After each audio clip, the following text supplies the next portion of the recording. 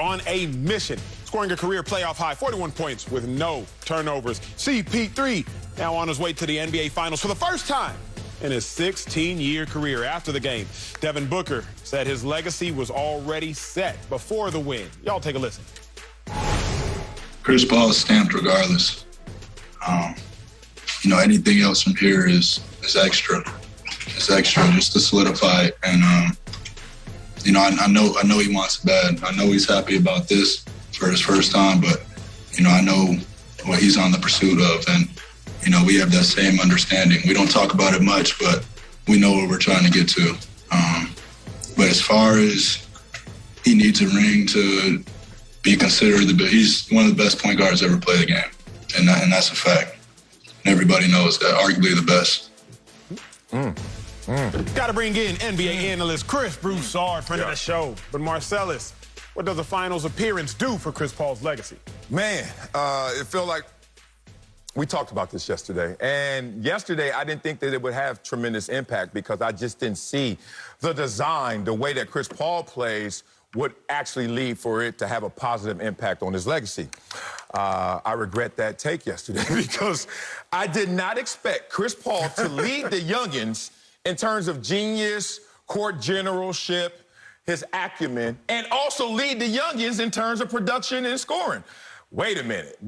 Acho, you know what this feels like. It feels like when coach says, hey, everybody line up, we running gassers. And then coach lines up and beats us. You be like, what the hell? Like, Chris Paul's supposed to stay in a specific role where through osmosis, everyone feels more confident. Everyone goes out there and plays their game. But Devin Booker's supposed to be leading the way, I assumed. And then DeAndre Ayton was supposed to be right behind him, I assumed. I didn't think that Chris Paul would lead with his brain and also through his physical production. So I stand corrected. So what does it do to his legacy? Devin Booker said, well, he's already stamped. Yeah, but if you got a passport, you can keep getting stamps. And then more importantly, you can keep getting passports. If you know somebody with multiple passports, they've been around this world. And Chris Paul has now found himself in new territory. So I think that it will have a positive impact because he erased those demons of yesteryear, but also the demons of the last couple weeks where Chris Paul was going to be the issue for this team. Oh, did he come up big when they needed it most? So Chris Paul, legacy right now, not a blank canvas, but certainly some room for improvement and opportunity. Yeah, I agree with everything you said, but also a finals appearance does nothing for Chris Paul's legacy. Nothing for Chris Paul's legacy. Winning in the finals may do something, but the appearance itself, it don't do nothing. Devin Booker, even as confident and with as much bravado as he wanted to say, he said Chris Paul is still one of the best point guards of all time. Yeah, he one of the best. We don't know which one, but he one of the best. But you can't really say it with your chest. And even me, I got my chest hairs out today and I can't say it. Now, we don't remember the losers. That is why an appearance itself does nothing for Chris Paul's legacy. Charles Barkley, he went to the finals, but going didn't help his legacy. Dan Marino, he went to a Super Bowl, but going didn't help his legacy. It's winning that changes a legacy, not just an appearance. Because, again, we don't remember a loser. We can do a quick talk back. Can I see my brother, Chris Broussard? Can I see my brother? Can I see my brother? Can I see my brother, Bruce? Oh. Chris Broussard, who won the Super Bowl? Who won the Super Bowl this past year? Tampa Bay. Yes, sir. Who won the Super Bowl the year prior? Don't insult me. New England. Ah. Not New England. Kansas City. Well, Kansas City. Kansas Give me City. some of that trivia. But look at New this. England before that trivia. But New England the year before that. Think about this. We have a hard time remembering the winners after a while. Dang. But we sure as heck not going to remember the losers. Because had I asked Broussard who lost the Super Bowl, like I asked myself this morning, I was like, I know Kansas City won, but who lost? Was it the Rams? Oh, it was the Niners. You have to recall losers.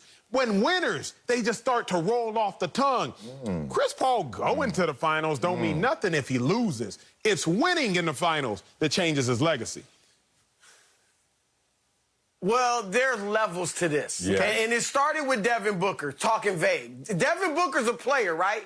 He can be vague. He doesn't have to do rankings like we do.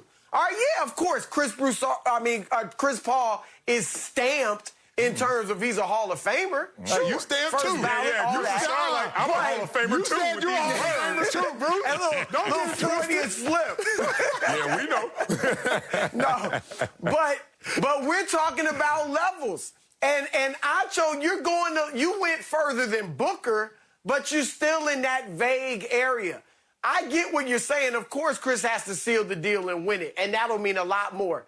But even getting there does help. Now he officially moves onto the level of Charles Barkley, Allen Iverson, Patrick Ewing, Malone, and Stockton, in that those guys never won a championship, but they got there. And Chris now can at least say he got to the finals. And you're right, it might not come up in everyday conversation, but once we start debates, once we start, well, okay, how do you compare Steve Nash and Chris Paul? One of the factors will be, well, Facts. Chris Paul led a team of youngsters to the finals. Steve Nash never got to the finals. So those things matter in that regard. Obviously, it matters more if he wins. But I'm going to say this. If he wins, I'm going to get real specific with it.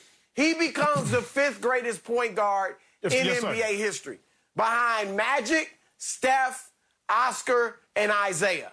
If he doesn't win it, it's a discussion with Stockton and Jason Kidd and all that. But if he wins it, I think he seals the deal.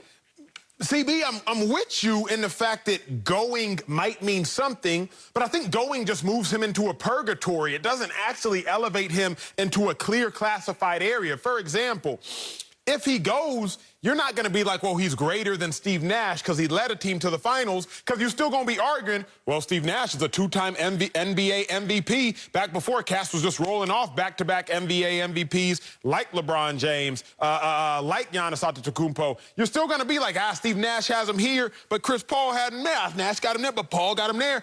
What solidifies an individual when you're talking about sports, any sport, is did they win a chip? That's the real, sledgehammer. This is the difference. We don't talk finals appearances, because if we did, we would weigh that more with LeBron James. We weigh, as a society, finals appearances, and losing in the finals for some twisted, odd reason is actually a loss. We use that as an argument against individuals. So while I hear your argument, Broussard, I can't agree with your argument, because we don't count the individual who went to the finals as greater than the individual who didn't go to the finals. We don't say, well, Terrell Owens went to a Super Bowl, so because of that, he's better than Calvin Johnson, who didn't even go to the playoffs. We just well, neither of them won, so let's just talk about who's better. I don't know that going alone, CB, makes a difference. See, I disagree. I think we do. Again, when we're talking about the all-time greats, we know we're nitpicking, right? We're nitpicking, but in wide receivers, obviously, that's a whole different thing, because they don't impact winning. It's not like a quarterback. That's different. But in basketball, I do think Chris Paul, having led a team, and look at the team he led, a team that was not in the playoffs last year, a team that hasn't been in the playoffs the last 10 years, a team where his second and third best players are their first time ever in the postseason. To do that, that trumps John Stockton getting to the finals with Karl Malone. And it certainly trumps Steve Nash not getting to the finals, even though you had Amari Stoudemire, Shawn Marion, and guys like that. So I do think it matters. It moves Paul a little bit higher up in the argument. You're right. The final thing is to win the championship. And if he doesn't win it this year, I mean, especially if they're facing Atlanta or Milwaukee without Giannis, then he's kind of back to, where he was before this began. But I think it matters just getting to the finals, because, again, at least Barkley and those guys can say they got there. Allen Iverson did not have a lot of success in the playoffs, except that one year where he got to the finals. That's a big deal. Yeah, it is a huge deal. Now we cooking with some fish grease up here. Chris Paul did something very amazing, and I'm with you when you talk about how it's going to have this impact. It's a slight impact, but it still will add up. Think about what Chris Paul did just in summation. He told the Phoenix Suns and this young roster, look, I'm going to point where to go. And then everyone took off, and he was already there. Think about that. Literally, Let's go there. And then when they get there, they're like, how you already here? Because they didn't expect Chris Paul to be leading the charge in this way. He got them there not only because of the confidence he instilled in them, but by the production that Acho showed last block, this block, in terms of game-clinching series wins. Silliness right here. Acho, let me give it to you like this. I have all these kids. You know it. I got 4 kids that I claim. I got 4 kids now, let me be real. And then one in MJ's room, because he's my favorite, he has a high